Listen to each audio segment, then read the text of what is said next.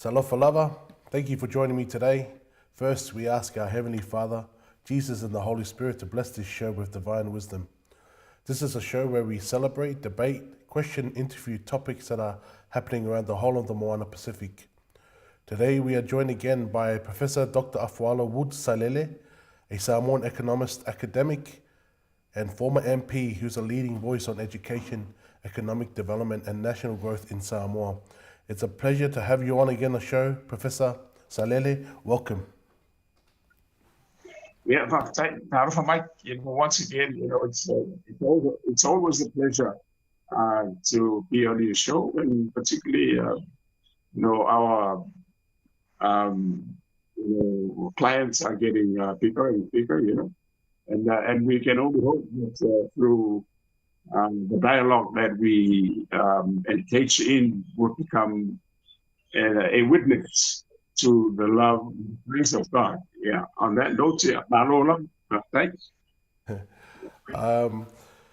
Apologize for the late start. We were just talking with Professor before the show. I wanted to continue on with this because of the momentum the Professor was getting. We were talking a little bit about the story that's broken, Professor, while it's fresh in our minds.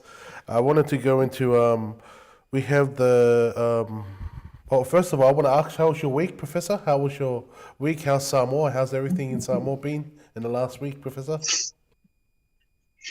Yeah, it's business as usual, but this week, the Funatele, Madua. Yep.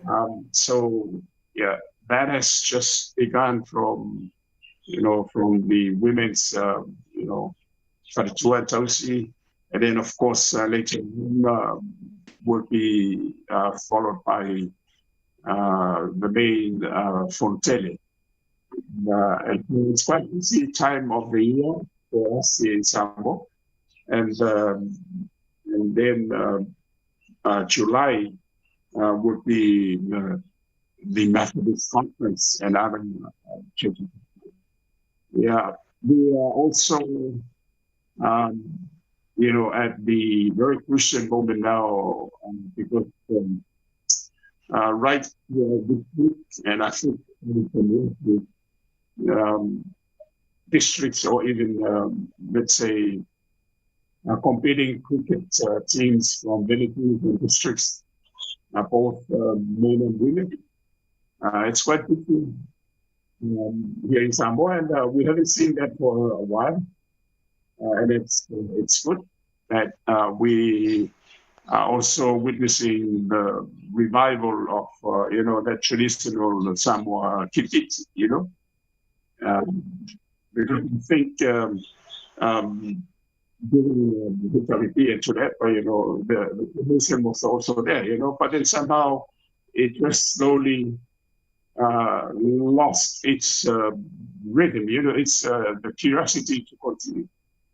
And therefore, the focus on Dr. Tudepa's drive was to introduce, the cricket, the international form.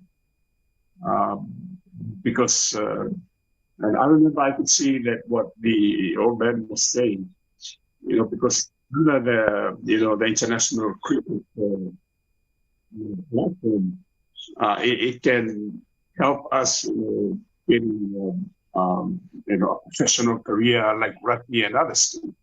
And it has come into fruition now because some of our women and men teams are now progressing up to the next level of international cricket, which is good, So that's called what we call the Palangi. But under this new administration now, so the revival of the traditional Samoan cricket, which is good, So we are now seeing a lot of these games going on in different fields here in in the town area and other places too. And I think that will culminate towards, I think, during the Independence Week until the finals. and also the, the promotion of photography. Yeah. Yeah. Yeah. So There's a lot happening in. unfortunately, Mm. yeah, unfortunately, that our brothers from American Samoa, yeah, they weren't able to participate. And that's okay. You know, the show must go Go on. on. Yeah. Yeah. Thanks for the Yeah. update. So, Yeah. yeah. So, and I think it's going to be a very big, separation, based on what we are seeing, from the expenses, for the. This is the first time that the expenditure has gone up to somewhere 5 million or more than. Wow. That's a lot of money, Yeah.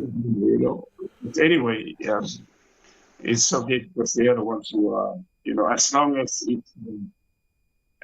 as that is to be recovered, from whatever forms, and then,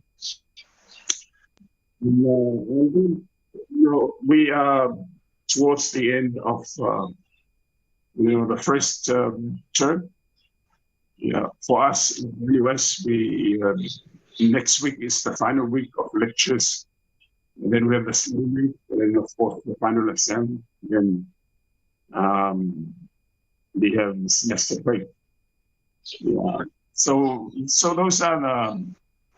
Other than that, yeah, probably you were seeing on the social media, the backlash from, the sale of chicken wings, the yeah, the sale of the chicken tails, Mm. Yeah. Yeah. I thought I have been seeing a little bit of those stories coming up on my feed.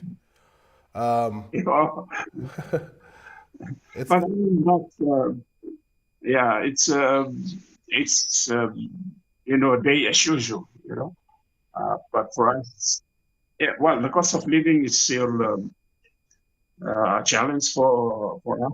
Yeah, and also the petrol has gone up. Definitely, there will be more impacts as we move forward to the next month, unless I have not seen any um, firm strategy of how to, um, you know, help out with this challenge that we have of the oil. I feel that Mr. Wong, mm, yeah, pretty from well. Fiji, Yep. from Australia. I think they pledged somehow. I don't know how to put it, but probably an 8 or 30 million Yeah. for Yeah. Fiji. I think Mm. it's like the financial assistance for this increase in prices because of the war. But I don't know whether our government has already sought any assistance from our, donor partners, particularly Australia, New Zealand, and US, and other, even EU, Japan, China as well. So that's where we are at the moment. Yeah. Well, But it's Professor. We just had our budget from our government in Australia recently come out, and yeah, the media had just jumped on top of the government and really, you know, making it clear where they've gone wrong. And I just thought about Samoa and the way our media hasn't been able to really get the message across on how bad it is going in Samoa. Um, because we talk about stories and we talk about different type of stories, and it seems like it's going here and there, and it is. When you come and look at it properly, we're going around in circles. But at the end of the day, when you round everything up, there's no money in Samoa. It's not so much about there's no money in Samoa because it's the government. It's not like you run out of money, in the bank, but it's more about how much money are you able to spend, and the priorities you have with that money that you have as a government. And so I think people, to put into perspective, because I don't want to go with the story here and story there, because we can go all day with these stories. But I had a little look at the list of stuff. Some of the stuff, like, I looked at the stories. But there's a power compensation, which people being affected. So they've been already given a pass to say they got to give $1.9 million to the compensations to the people who had been affected by the power outages. That's already been passed. The one government grant, it's stuck in process. So the $18.5 million, it's stuck in the process because there's some process happening at the moment. The Safata compensation, $10 million. We don't know where that is. We don't know where the $10 million is, right? And then we have the stories coming out about the $150 grant. Some people coming to ask because they've been overseas. They come and ask, hey, can I get my funds for my $150 for me and my kids? And they are being rejected because they have no more funds left. I mean, there's a real money problem here, Professor. But then, yet you just mentioned here, you said $5 million has gone onto the Independence Day. And I'm just thinking here, how is the government's priorities at the moment and how bad this looks for Samoa? What are your thoughts on this, Professor? Yeah. See, out of that $5 million, Tala, I think 1 million Of that is taken out of the emergency fund. You see, that fund is not supposed to be used, in those kind of activities.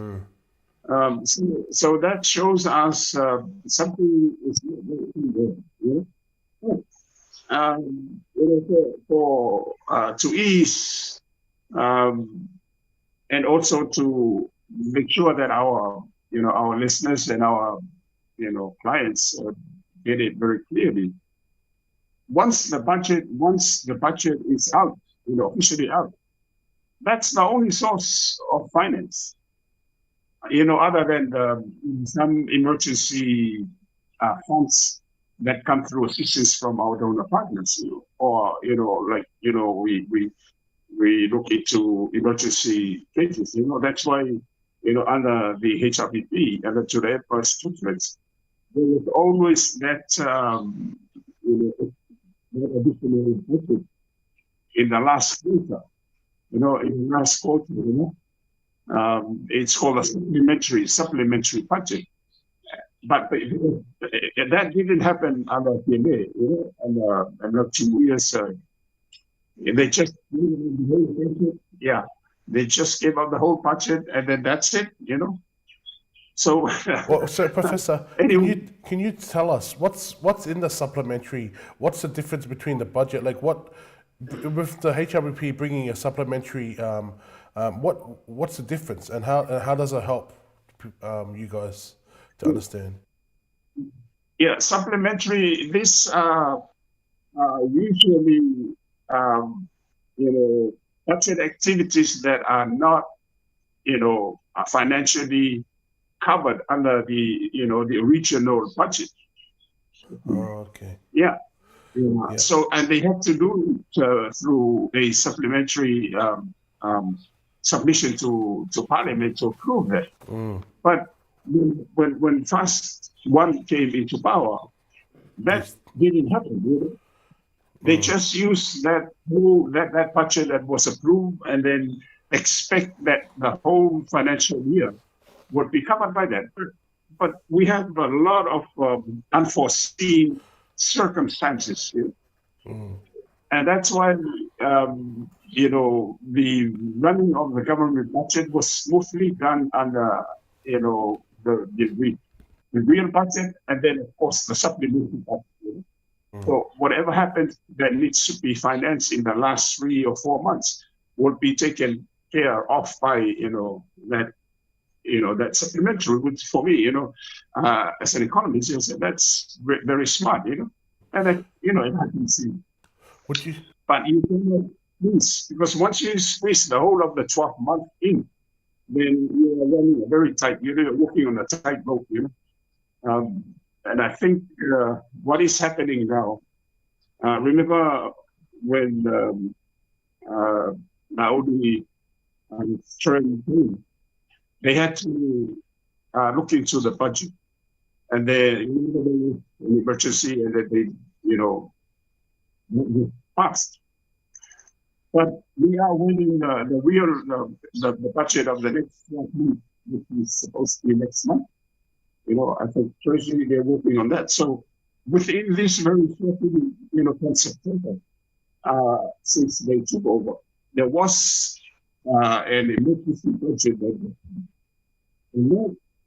is the budget that's supposed to be financing all of the activities up to this very moment. So if there is any shortfall, then cabinet cannot just do this on their own. It has to be brought into parliament to approve it. But I can't see what is happening. So I think what they're now doing, this is, I'm using the accounting and the financial term. They're now using the wiring process. So that, which means that if there are an extra fund lying somewhere in other facilities, then they would transfer that to be used elsewhere. That's wiring, and that's legal, as long as it's done through transparency and accountability. So I guess, and it might take a while, and that's why there's been a delay. Because the government is now looking at all other avenues where there are funds. They have to wire those funds, and then of course it has to go through the process. And so that's probably what we're now facing with this shortage.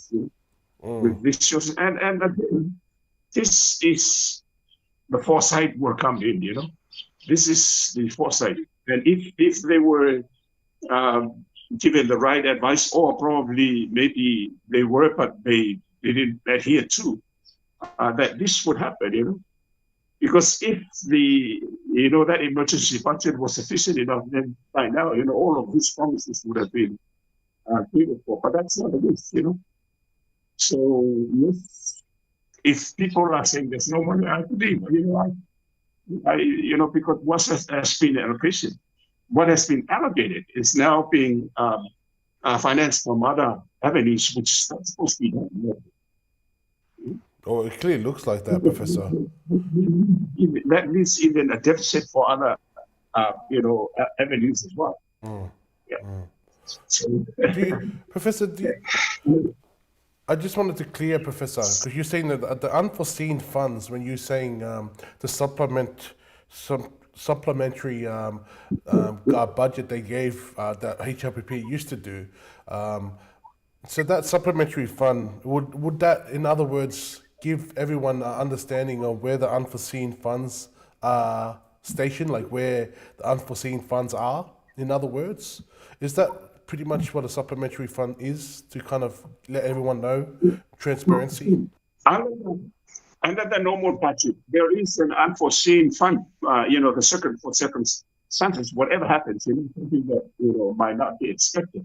There is a 3% of the budget, and that's, I think it went up to about 30 million, I think, or maybe more, depending on, and that's a lot of money, Yeah. But that is being used up, we know that, but there are specific items for that unforeseen, like natural things, or even like what we're seeing now with the price of the petrol, and we can use it, just to curb that.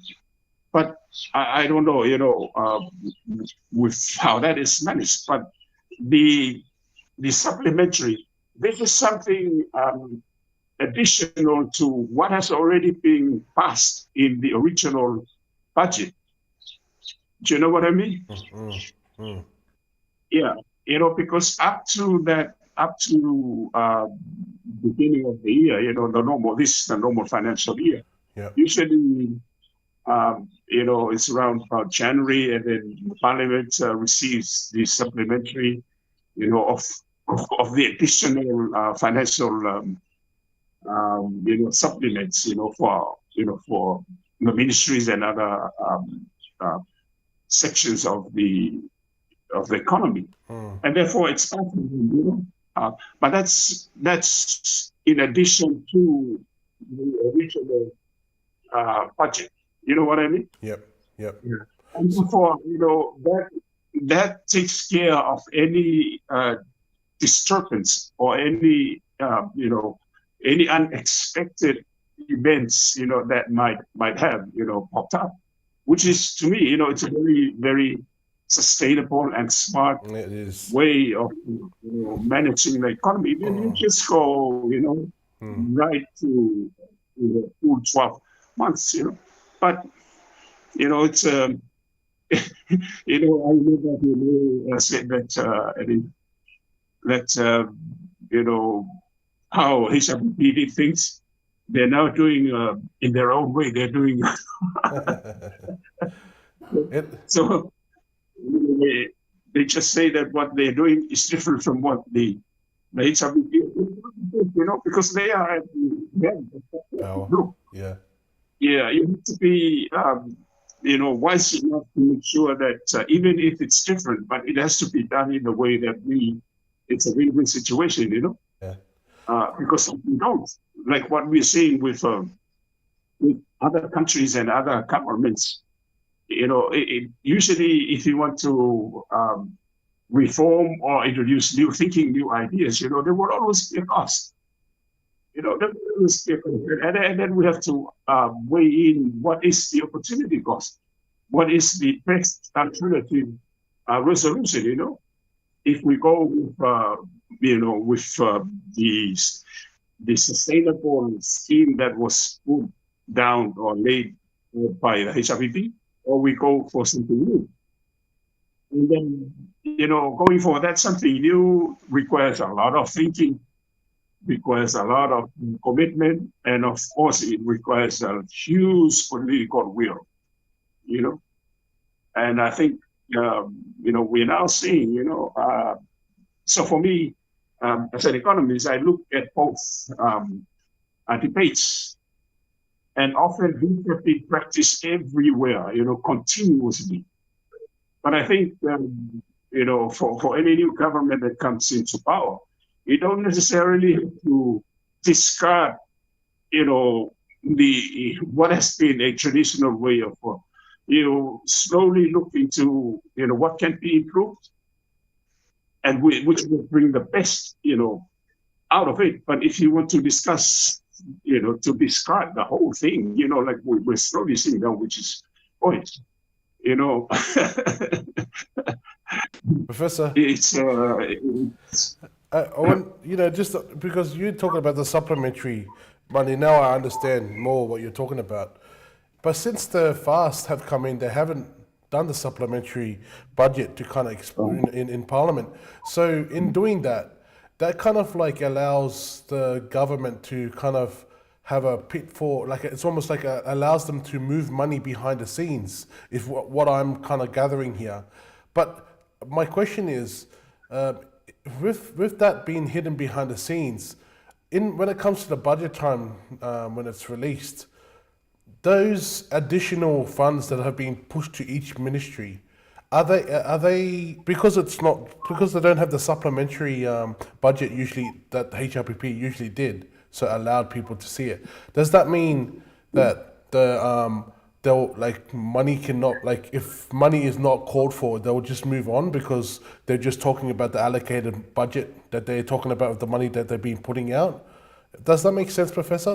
So does that mean if there's extra additional funds put to this ministry or to that ministry, would that, when the budget comes around, if they are not, they can just ignore this and they can just say, okay, this is the budget and this is where all the money went.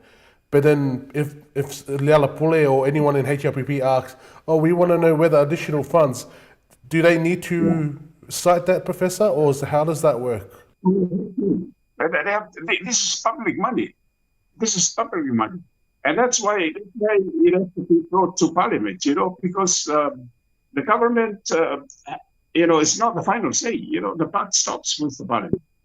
And the Parliament includes all, the representatives, from government and the opposition as well.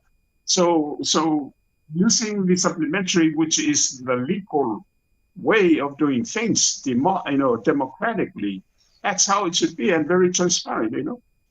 But if you behave like as if once you are in power, then whatever you say, is this and that, without really bringing it to Parliament, they will have to answer for that.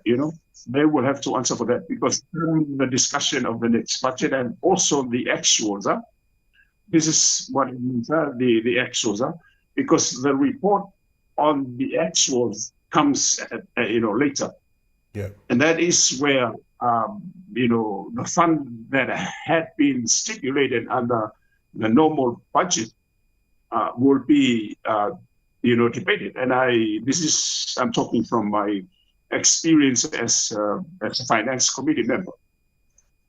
All of those funds that were stipulated under previous budgets had to be scrutinized by the finance committee. And then from there, you learn. So even if there are any money that have been used behind the scene without the approval of cabinet, of parliament, that's illegal. You can't do that.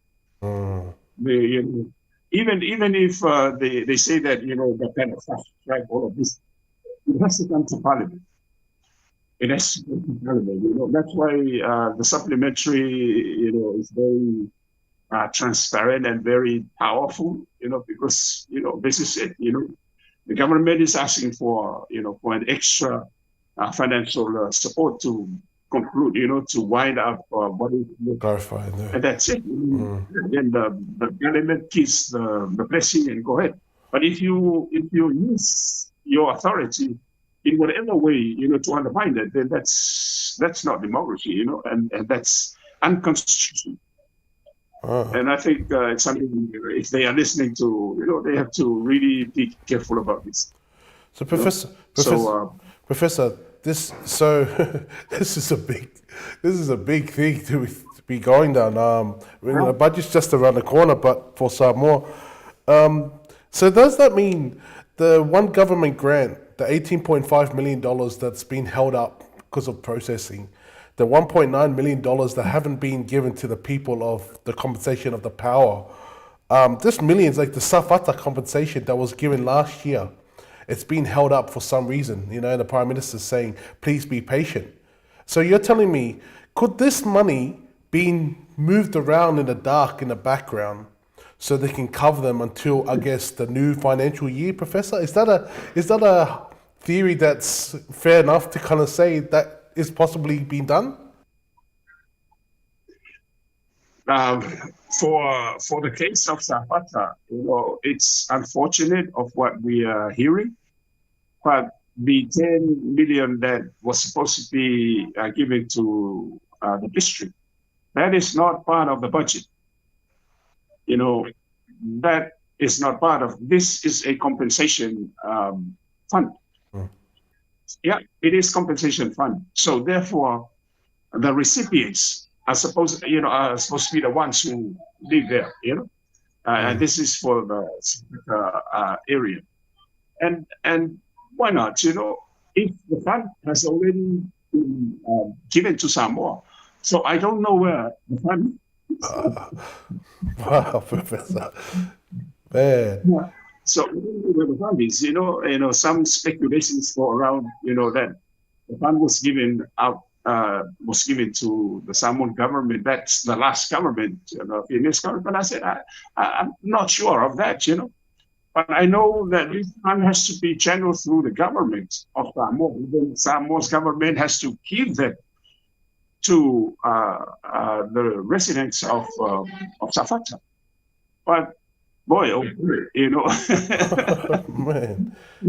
So it's not part of, it's not part of the budget, Mike. This is compensation. So we all know what the compensation is. So therefore, they are entitled to it. I don't know what's the deal with the government. Safata will receive its full 10 million or maybe a portion. I don't know. But the government has to be, very directive and transparent about how and when and where, the fund is, if it's still there. Oh my gosh, Professor. And the government, the one government grant, the 18.5 million. So that Yeah. money that hasn't been released, that is in the budget. So just hypothetically, just thinking about like as a theory, could they be using this 18.5 to fill in the Independence Day? I don't know, Professor. I guess we have to wait until the budget comes out, but I mean, it seems like it is happening like that. That's what it really does seem like that's what's happening in Samoa. They're short of funds with the $150 grants, the $1.9 million. What are your thoughts, Professor? It's interesting when it comes to money. Like any organization, even in church, even institutions, universities, schools. Um, Whenever there is a meeting, things go well. But once it comes to the financial part of it, then you find that a meeting was stuck there for almost 1, 2 hours, 3 hours, yeah, a lot of questions, even how, cent is spent, and that's the nature, that's the nature. So if the people of South Africa even ask Samoans, if we wonder where is this fund? If it's stuck somewhere, that just if the prime minister said that to be patient, then of course but the patient has some limits as well, and the new budget is going to come out very soon. So um, not, to be honest, the buck stops with the prime minister.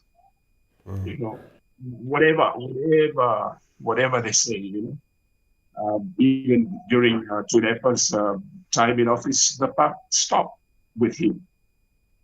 For any funding, I know there was a lot of criticisms about the tsunami funding and all those, so the old man, stood up, and he had to, and so people are still saying this and that, but it stopped with him. He had to explain where the funding, and then finally auditing and everything. There was nothing done wrong, so that is where we are at the moment. Clarity is very, very important, especially when we're going through a confusion stage of, of the managing of our resources. Yes. Usually, when you try to reward the public through, the government presence for whatever reasons, it has to be accountability. There will be a lot of questions that come with that, And I don't know, I'm not aware whether the Manitoba, government was prepared for it. But now, people have to get what they were promised, and even some portion of that funding, went to some of those recipients, and that's fine, But still, we're looking at the rest, because you can carry the other one and then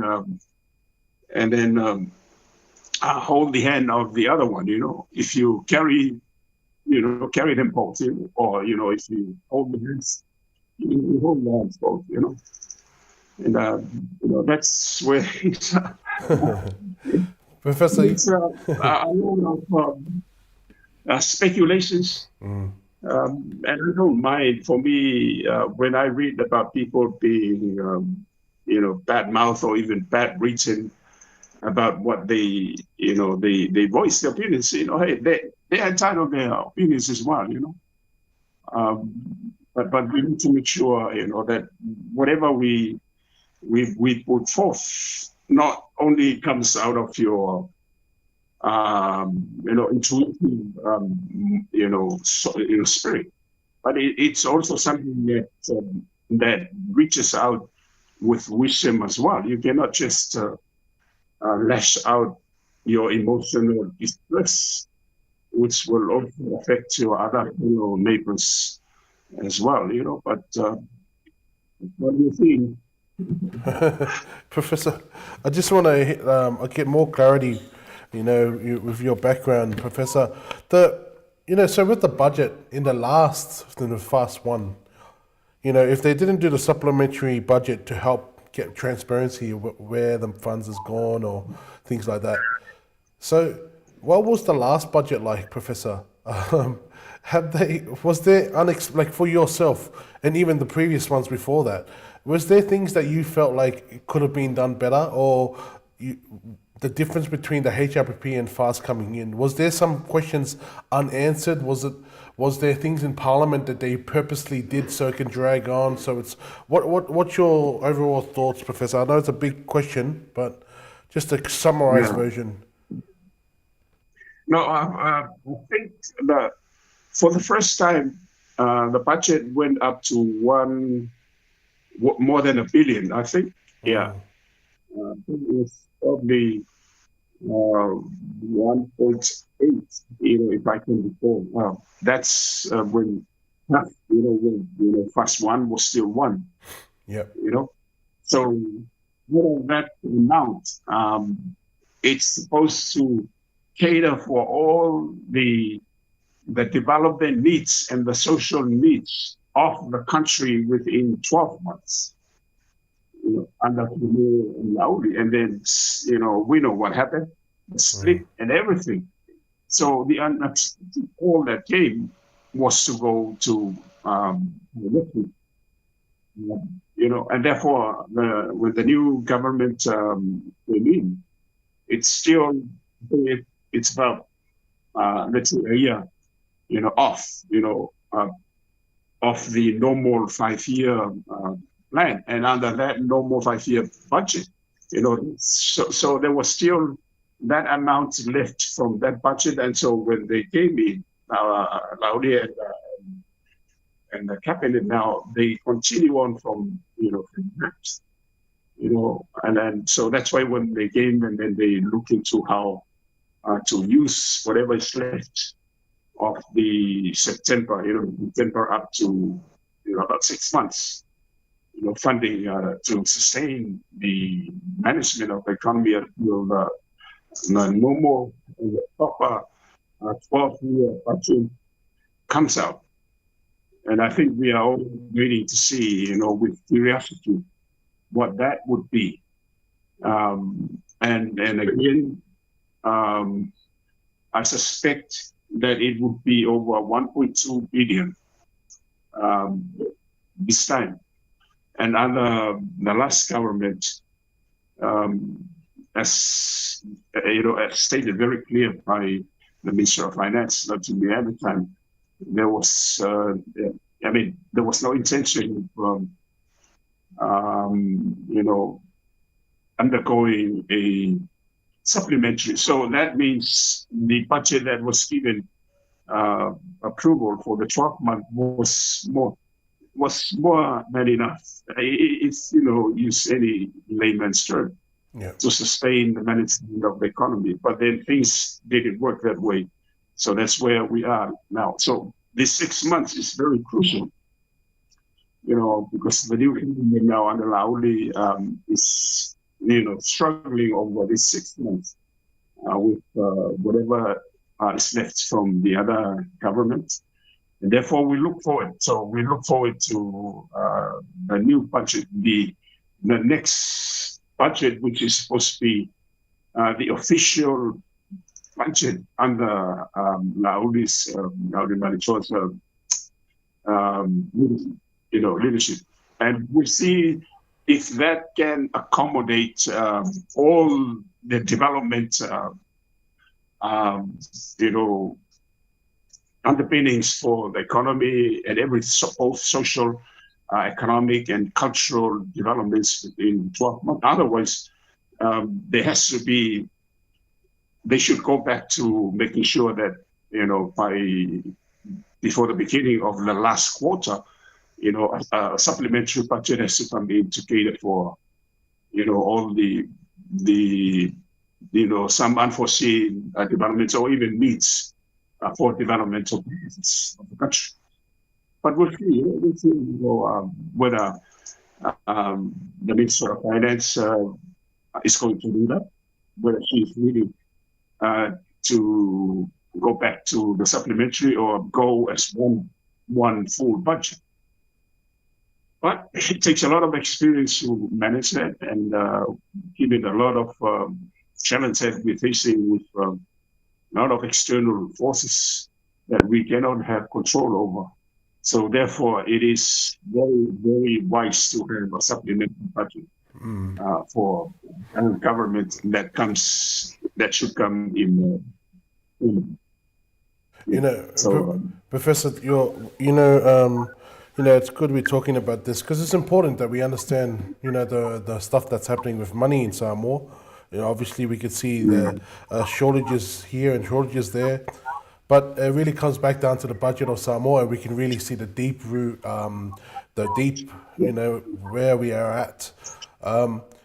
But some of the concerns that I have for the stuff that with what you're talking about,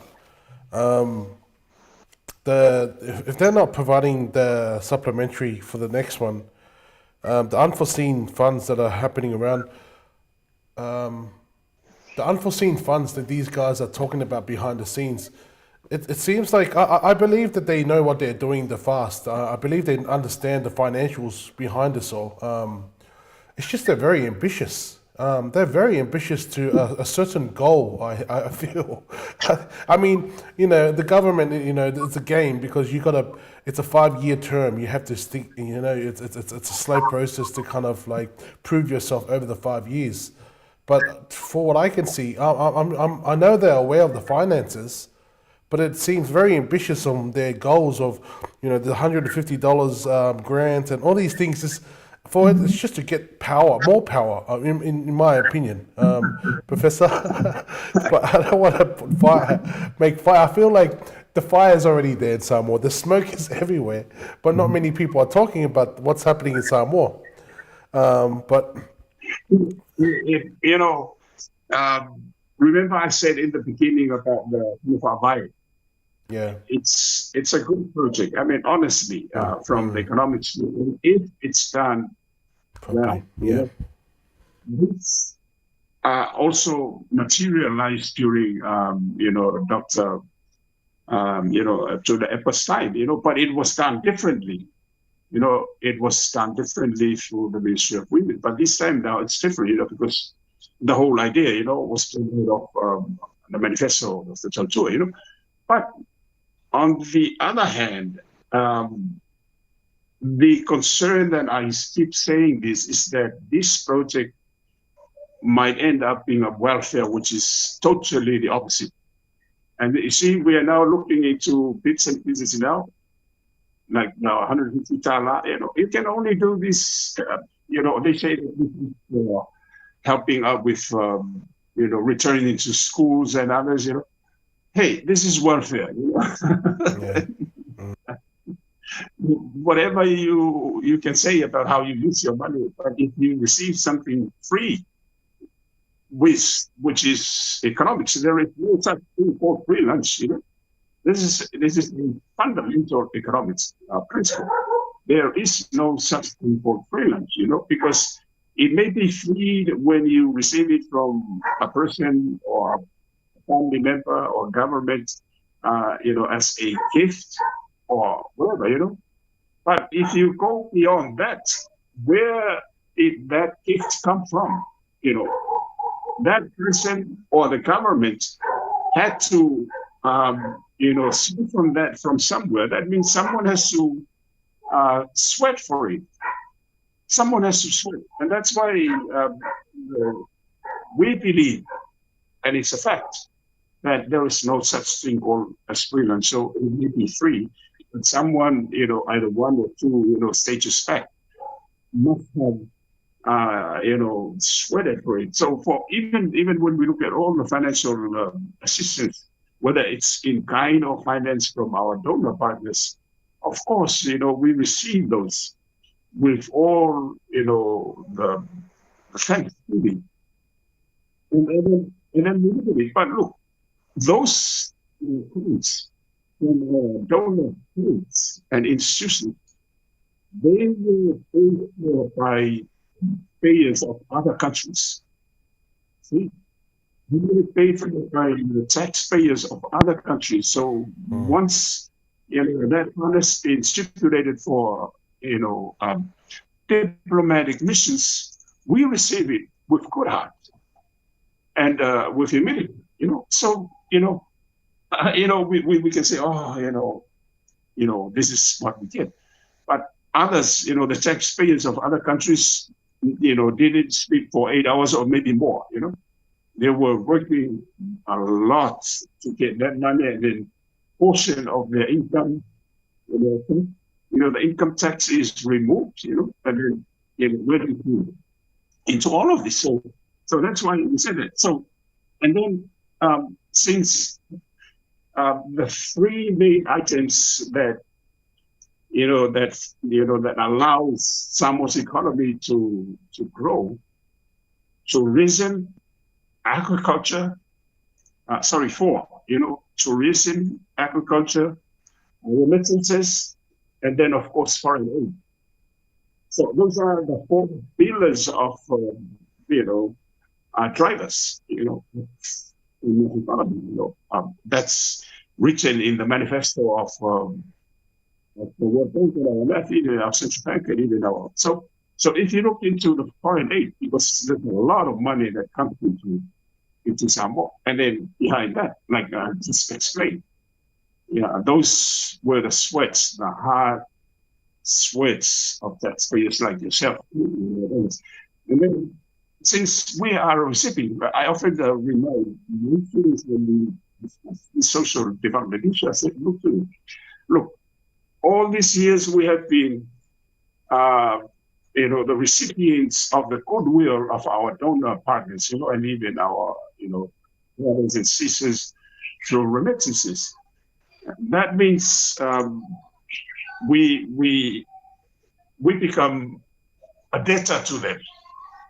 We become a debtor to them, and then whatever happens, we have to be like them too. So as the economy grew under the tutelage of Tunepa and his the ability, the willingness to donate, whatever happens to other countries too, is there, because we are now re-extending that olive branch that was extended to one through the financial assistance, in the times of need, the economy. We are now in a middle income country, according to IMF, World Bank, and UN classification. And that's very high. The latest figures is now we have about more than 5,000 GDP per capita US. That's a lot of money. So that's about 13,000, which is, that's the official number at the moment. And then for the minimum wage is also in in other words, we are moving up, and Tunepa at the time was instrumental. He was at the forefront of ensuring that all, the pillars of development were in place to make sure that our ship moves forward and be able to be called a developing countries where we are at the moment, And as a result, we're not seeing now. And then therefore, being a recipient of our donor friends is a token of appreciation for us. The whole, I would say the bulk of the fund that went into the development of the National University of Samoa, the infrastructure, was financed by Japan. The aid. You're looking at millions of dollars. We did, if you go to, the university, European-based facilities. And so for us as a recipient, now we are at a point whereby if whatever happens to our other friends in the Pacific and other countries of the Oceania and even, Africa, then we must also feel the obligation to donate, to share the wealth that God has blessed us with from our donor friends, because the Bible is very clear, give and it shall be given unto you. That's what Christ says.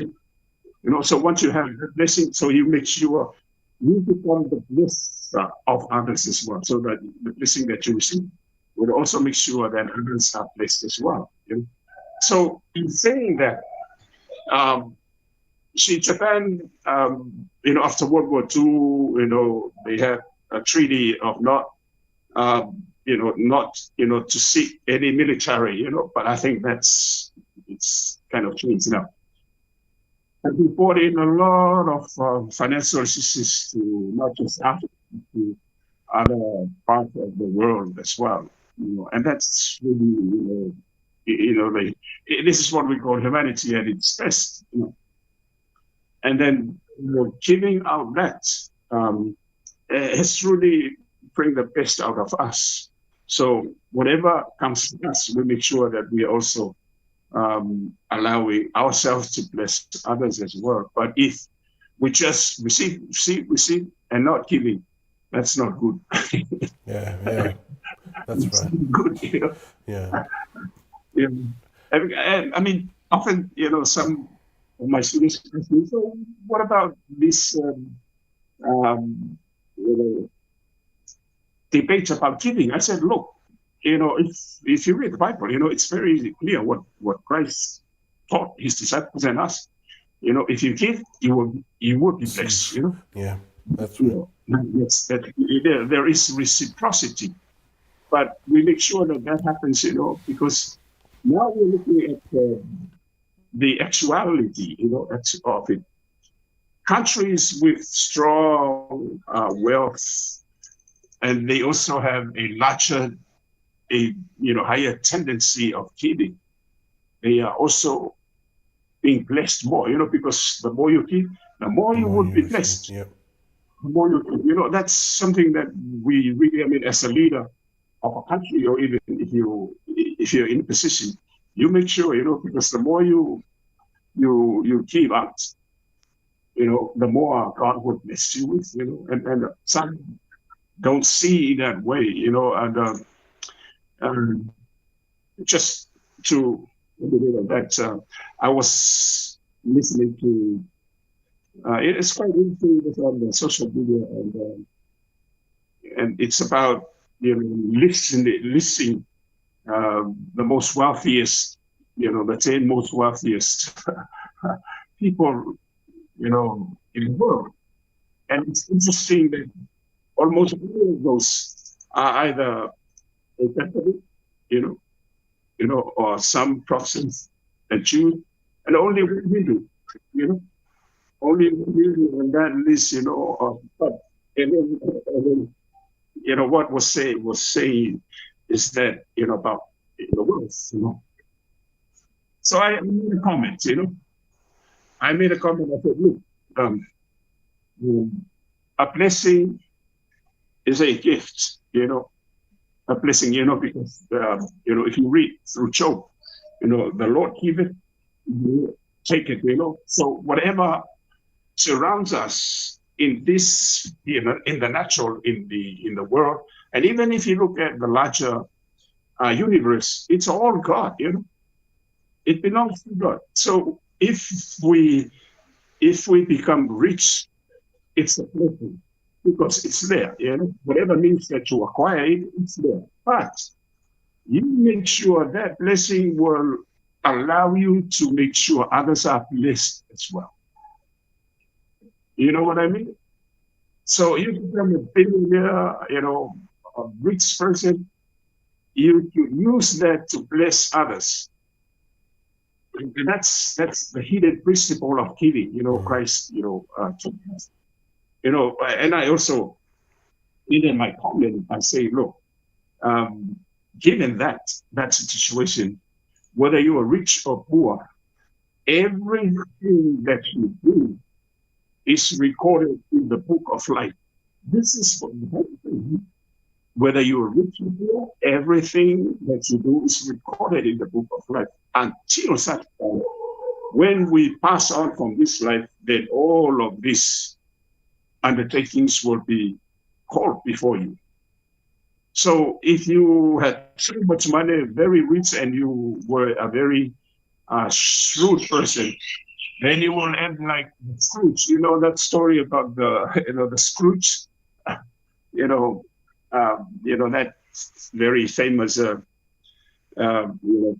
Dickens. During the Scrooge. When it's Christmas, he never came out.